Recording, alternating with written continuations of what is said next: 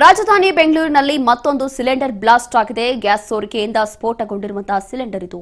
ಬೆಂಗಳೂರಿನ ಯಲಹಂಕದ ಚೌಡೇಶ್ವರಿ ಲೇಔಟ್ನಲ್ಲಿ ನಡೆದಿರುವಂತಹ ಘಟನೆ.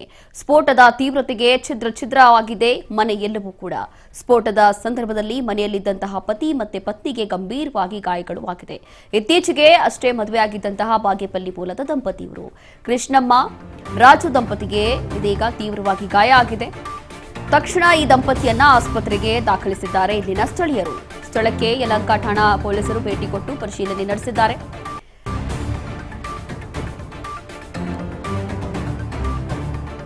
ಬೆಂಗಳೂರಿನ ಯಲಹಂಕದ ಚೌಡೇಶ್ವರಿ ಲೇಔಟ್ನಲ್ಲಿ ನಡೆದಿರುವಂತಹ ಘಟನೆ ಇದು.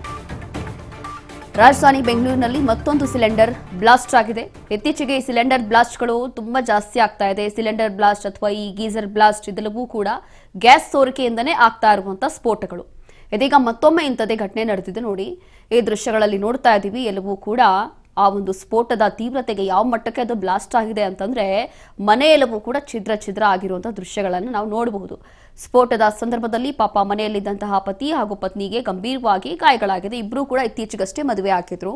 ಬಾಗೇಪಲ್ಲಿ ಮೂಲದ ದಂಪತಿ ಕೃಷ್ಣಮ್ಮ ಹಾಗೂ ರಾಜು ದಂಪತಿಗೆ ಇದೀಗ ತೀವ್ರವಾಗಿ ಗಾಯ ಆಗಿದೆ. ಕೂಡಲೇ ಸ್ಥಳೀಯರು ಧಾವಿಸಿ ಅವರನ್ನ ರಕ್ಷಿಸಿದ್ದಾರೆ. ಇದೇ ವಿಚಾರಕ್ಕೆ ಸಂಬಂಧಪಟ್ಟಂತೆ ಮತ್ತಷ್ಟು ಮಾಹಿತಿಯನ್ನ ಕೊಡ್ತಾರೆ ನಮ್ಮ ಪ್ರತಿನಿಧಿ ಮಂಜುನಾಥ್ ನಿರೋಣಿ. ಮಂಜುನಾಥ್, ಇಲ್ಲಿ ನೋಡ್ತಾ ಇದ್ದೀವಿ ಇತ್ತೀಚೆಗೆ ಈ ಒಂದು ಗ್ಯಾಸ್ ಸೋರಿಕೆಯಿಂದ ಆಗುವಂತಹ ಬ್ಲಾಸ್ಟ್ಗಳು ಜಾಸ್ತಿ ಆಗ್ತಾ ಇದೆ. ಇದೀಗ ಮತ್ತೊಮ್ಮೆ ಇಂಥದೇ ಘಟನೆ ನಡೆದಿದೆ. ಸದ್ಯ ಅಲ್ಲಿ ಆ ಮನೆಯಲ್ಲಿ ಯಾರ್ಯಾರಿದ್ರು ಆ ಟೈಮಲ್ಲಿ ಅವರ ಪರಿಸ್ಥಿತಿ ಹೇಗಿದೆ? ಮೂಲ ಕಾರಣ ಏನು ಇದಕ್ಕೆ ಬ್ಲಾಸ್ಟ್ ಆಗ್ಲಿಕ್ಕೆ? ಹೌದು ರೋಶಿನಿ, ಇತ್ತೀಚಿನ ದಿನಗಳಲ್ಲಿ ಬೆಂಗಳೂರಿನಲ್ಲಿ ಅಂತಂದ್ರೆ ಈ ಗ್ಯಾಸ್ ಸಿಲಿಂಡರ್ ಸ್ಫೋಟದ ಸಂಖ್ಯೆ ಹೆಚ್ಚಾ ಹೋಗ್ತಾ ಇದೆ. ಅದಕ್ಕೆ ಮುಖ್ಯವಾದ ಕಾರಣ ಏನು ಅಂತ ಹೇಳಿದ್ರೆ, ಕೆಲವೊಬ್ರು ಇಲ್ಲೀಗಲ್ ಆಗಿ ಗ್ಯಾಸ್ ಮಾರಾಟ ಏನ್ ಮಾಡ್ತಾರೆ ಅಂತ ಕಡೆ ಹೋಗಿ ಗ್ಯಾಸ್ ಗಳನ್ನ ರೀಫಿಲ್ ಮಾಡಿಸ್ಕೊಂಡು ಬರ್ತಾರೆ. ಇದೊಂದು ಮುಖ್ಯ ಕಾರಣ. ಆದ್ರೆ ಇನ್ನು ಕೆಲವರು ಅಂತಂದ್ರೆ ಗ್ಯಾಸ್ ಅನ್ನ ಆಪರೇಟ್ ಮಾಡಕ್ ಬರದೆ ಅಂತಂದ್ರೆ ಸ್ಫೋಟ ಆಗುವಂತಹ ಎರಡು ಪ್ರಮುಖ ಘಟನೆಗಳು ನಮಗೆ ಇತ್ತೀಚೆಗೆ ಬೆಳಕಿಗೆ ಬಂದಿರುವಂತದ್ದು. ಇವತ್ತು ಬೆಳಗ್ಗೆಯೂ ಕೂಡ ಯಲಹಂಕದ ಚೌಡೇಶ್ವರಿ ಲೇಔಟ್ ನ ಮನೆಯೊಂದರಲ್ಲಿ ಅಂತಂದ್ರೆ ಬೆಳಗ್ಗೆ ಎದ್ದು ಇವತ್ತು ಹಬ್ಬ ಇರೋದ್ರಿಂದ ಗ್ಯಾಸ್ ಸಿಲಿಂಡರ್ ಅನ್ನ ಆನ್ ಮಾಡಕ್ಕೆ ಹೋದಂತ ಸಂದರ್ಭದಲ್ಲಿ ಲೀಕ್ ಆಗಿ ಸ್ಫೋಟಗೊಂಡಂತಹ ಘಟನೆ ಬೆಳಕಿಗೆ ಬಂದಿರುವಂತದ್ದು. ಸ್ಫೋಟದ ತೀವ್ರತೆಗೆ ಮನೆಯ ಗೋಡೆಗಳೆಲ್ಲವೂ ಕೂಡ ಛಿದ್ರವಾಗಿ ರಸ್ತೆಗೆ ಬಂದು ಬಿದ್ದಿರುವಂತದ್ದು ಕೂಡ ತಾವು ದೃಶ್ಯದಲ್ಲಿ ಗಮನಿಸಬಹುದಾಗಿದೆ. ಅಷ್ಟರ ಮಟ್ಟಿಗೆ ಸ್ಫೋಟದ ತೀವ್ರತೆ ಇತ್ತು. 25 ವರ್ಷದ ಒಳಗಿನ ಕೃಷ್ಣಮ್ಮ ಮತ್ತು ರಾಜು ದಂಪತಿ ಎನ್ನುವಂತವರು ಈ ಒಂದು ಸ್ಫೋಟದಲ್ಲಿ ಗಾಯಗೊಂಡಿರುವಂತದ್ದು. ಅವ್ರನ್ನ ತಕ್ಷಣಕ್ಕೆ ಅಲ್ಲಿದ್ದಂತಹ ಸುತ್ತಮುತ್ತಲಿನ ಮನೆಯವರು ಮತ್ತು ಅಲ್ಲಿ ಸ್ಥಳೀಯರು ಅಂತಂದ್ರೆ ಅವ್ರನ್ನ ಆಸ್ಪತ್ರೆಗೆ ಸೇರಿಸುವಂತಹ ಕೆಲಸವನ್ನು ಮಾಡಿದ್ದಾರೆ. ನಂತರದಲ್ಲಿ ಅಲ್ಲಿ ಅಗ್ನಿಶಾಮಕ ಸಿಬ್ಬಂದಿ ಕೂಡ ಬಂದು ಅಥವಾ ಮತ್ತೆ ಅಲ್ಲಿನ ಯಲಹಂಕ ಪೊಲೀಸರು ಕೂಡ ಬಂದು ಈ ಸ್ಫೋಟ ಹೇಗೆ ಆಯ್ತು ಮತ್ತು ಮನೆಯಲ್ಲಿ ಯಾರ್ಯಾರಿದ್ರು, ಯಾವ ಕಾರಣಕ್ಕೆ ಸ್ಫೋಟ ಆಯ್ತು ಅನ್ನುವಂಥದ್ರ ಬಗ್ಗೆ ಮಾಹಿತಿ ಕಲೆ ಹಾಕಿದ್ದಾರೆ.